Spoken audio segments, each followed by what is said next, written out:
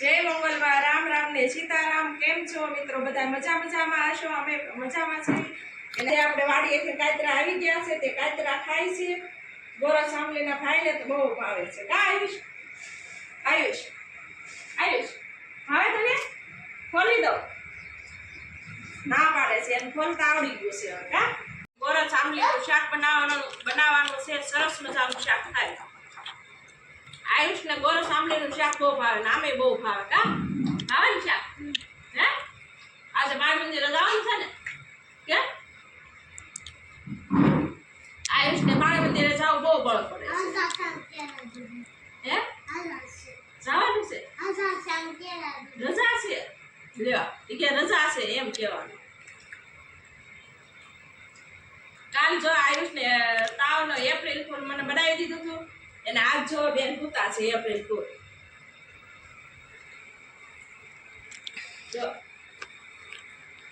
જો આજે ઋતિને તાવ બહુ આવ્યો છે। જો કઈ ખાવું નથી ઋતિ કે? હે કાતરા ફોલાઈ ગયા છે, આ ભાઈના છે ને આ શાક કરવાના છે। અને હવે ઘર કેવું થયું ફેતરા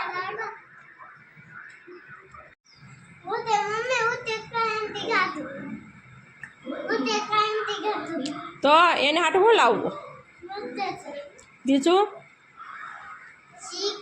શીકુ, બીજું સફરજન, તરબૂચ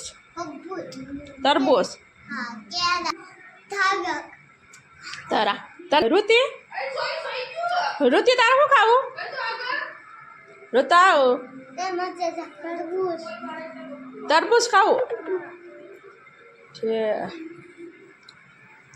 હવે અમે જાવી છે ગામમાં, હું ને આયુષ આવું છે ને આયુષ તાર ગામમાં? હાલો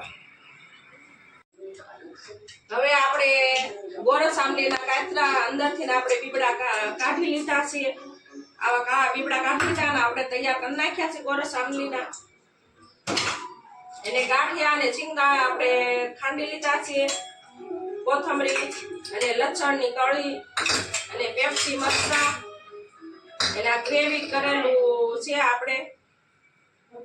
આપણે ગોરસ આંબલીમાં નાખવાનું છે અને મસ્ત અને બેસ્ટ શાક બનાવવાનું છે। હવે આપણે તેલ ગરમ થઈ ગયું એટલે રાઈ નાખશું આપણે।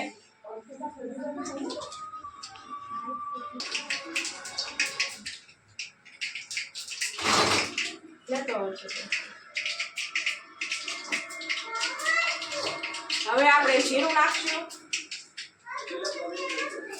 જીરું એટલે લાલ મરચા, પેપ્સી મરચા અને લસણ નાખશું અંદર।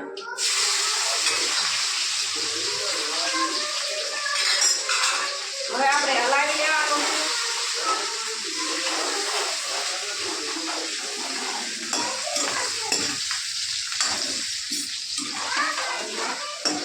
હવે ધીમા તાપે ચડવા દેવાનું છે આપણે। હવે આપણે મરચાને કળી ચડી ગઈ, ધાણા જીરું નાખશું, હળદર નાખશું, મીઠું નાખશું અને આપણે શિંગદાણાનું પેસ્ટ નાખશું।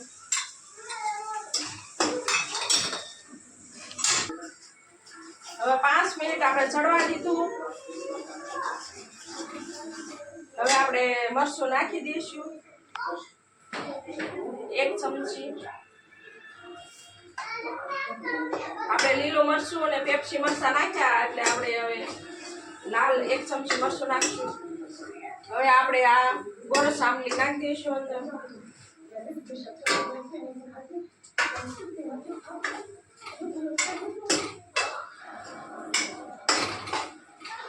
હવે આપણે એને 5 મિનિટ ચડવા દઈશું। હવે આપણો જોઈ જો કેટલા મસ્તીના થઈ ગયા છે। ગોરસ આંબલીમાં મસાલો અંદર વહી ગયો છે ને બહુ સરસ થઈ ગયા છે, દેખાવે બહુ સરસ આવે છે।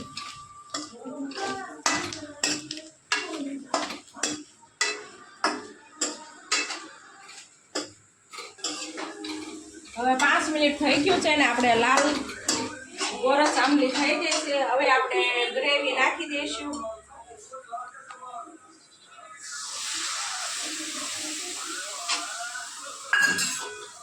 ગ્રેવી નખાઈ જાય એટલે આપણે હલાવી લેવાનું છે.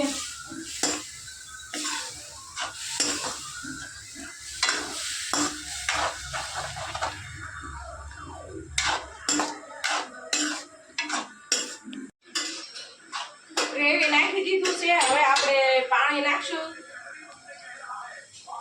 1 ગ્લાસ. હવે આપણે હલાવી લઈશું. હવે 5 મિનિટ આપણે ચડવા દઈશું. આમલીની સીઝન આવે એટલે આપણે તો શાક બનાવી છે ગોરસ આમલીનું, એટલે તમે પણ બનાવજો.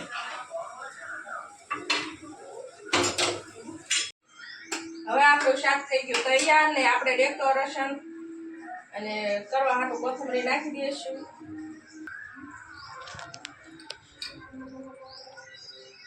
રોટલીનો લોટ બાંધી દીધો છે. રોટલી અને શાક, ગોરસ આમલીનું શાક, એટલે ખાવાની તો બહુ મજા આવી જાય. અને તમને કેવું જોઈએ આમ લાગે કોમેન્ટ કરીને બતાવજો. હવે આપણે જમવા બેસી ગયા છે. રોટલી અને ગોરસ આમલીનું શાક અને ઠંડી છાશ.